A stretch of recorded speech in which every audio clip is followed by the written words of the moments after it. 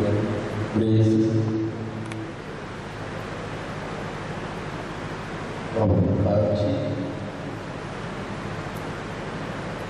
beloved brothers and sisters,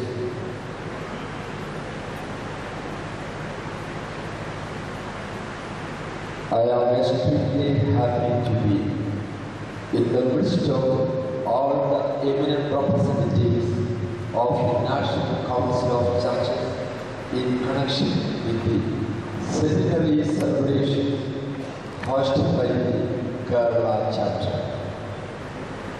At the outset, I look upon the church as being a true manifestation of the organic character of mankind to enliven the soul of humanity like salt and light.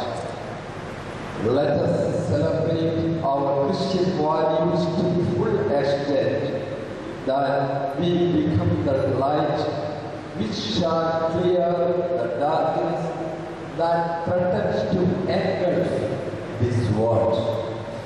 We shall be the zealous soldiers standing up for truth and justice. We are surrounded by the forces of evil and corruption that we should stand up.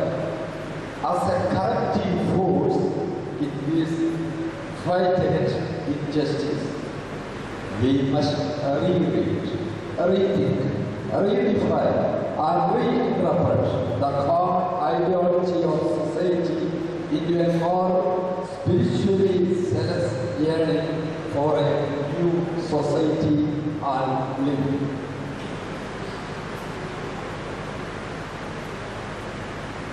അനുഗ്രഹിക്കപ്പെട്ടവരെ, സഭ നാളിതുവരെ ചെയ്തു വന്ന സാമൂഹിക വിദ്യാഭ്യാസ നവീകരണ സേവനങ്ങളെ ബോധപൂർവം വിസ്മരിച്ചുകൊണ്ട് നിസ്സാരവാക്യമുള്ള പ്രചരണങ്ങളും എഴുത്തുകളും നമുക്ക് ചുറ്റും നടക്കുകയാണ്. സഭയുടെ അസ്തിത്വം തന്നെ ചോദ്യം ചെയ്യപ്പെടുന്നു. ഈ സാഹചര്യത്തിൽ ശുശ്രൂഷയുടെ നവമാനം നാം കണ്ടെത്തണം, പ്രത്യേകിച്ചും ഇതുപോലെയുള്ള കൂട്ടായ്മകൾ. കാലഘട്ടത്തിൻ്റെ സ്പന്ദനങ്ങൾ ഉൾക്കൊണ്ടുകൊണ്ട് കാലിക യാഥാർത്ഥ്യങ്ങളോട് സംബന്ധിച്ചുകൊണ്ട് ഒരു നവശൈലി സഭയുടെ ശുശ്രൂഷ മേഖലകളിൽ രൂപപ്പെടുന്നത് ഇതുപോലെയുള്ള കൂട്ടായ്മ സഹായകരമാകട്ടെ എന്ന് പ്രാർത്ഥിക്കുകയും ആശംസിക്കുകയും ചെയ്യുകയാണ്. നമുക്ക് സ്വയം നവീകരിക്കപ്പെടാം. അതിനായി ശുശ്രൂഷ സേവനാ തലങ്ങളിൽ സഭകളായി തന്നെ നൂതന മാനങ്ങൾ നമുക്ക് കണ്ടെത്താം. അനേകർക്കും മറുപടിയായി സ്വയം ഏൽപ്പിച്ച ഒരു ശുശ്രൂഷകനാണല്ലോ നമ്മുടെ കർത്താവ്. അത് ലോകക്രമങ്ങളെ കീഴ്മേൽ മറിച്ചുകൊണ്ടായിരുന്നു.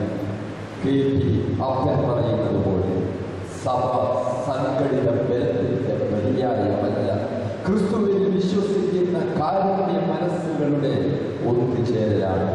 കൂട്ടായ്മകൾ കൂട്ടങ്ങളായി അധപ്പതിച്ചു പോകാതിരിക്കും. ദൈവം നൽകുന്ന ശാക്തീകരണത്തിലേക്കും വീണ്ടെടുപ്പിലേക്കും വിശ്വാസ സമൂഹം നയിക്കപ്പെടട്ടെ. ഭയം കൊണ്ട് പലയിടങ്ങളിലും സുരക്ഷിതത്വത്തിലേക്ക് സഭ പിൻവാങ്ങുകയാണ്. അതൊക്കെ സഭയുടെ ശുശ്രൂഷ ദർശനത്തിന്റെ വികലതയെന്ന് പറയുകയും ഇത് നിമിത്തം നിസ്സഹായതയാണ് സഭയുടെ ഭാഗത്തുള്ളത്.